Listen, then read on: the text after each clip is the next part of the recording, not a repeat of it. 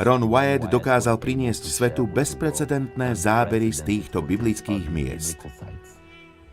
Do dnešného dňa sú oplotené saúdsko-arabskou vládou ako archeologické náleziská. Tieto objavy už nesmú zostať skryté a musia byť ukázané svetu.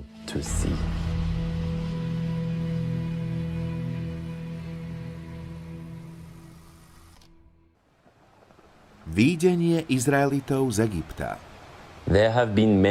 Existuje veľa hypotéz o mieste prechodu Izraelitov cez Červené more. Pláž Nuvejba je jednoznačne najlepším kandidátom. S rozlohou, ktorá by dokázala pojať milióny ľudí, si ľahko vieme predstaviť Izraelitov uviaznutých medzi Červeným morom a faraónovou armádou.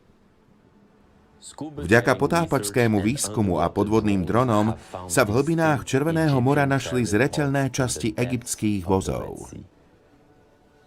Toto je miesto, kde Boh vyslobodil Izrael z Egypta a urobil im cestu do Arábie.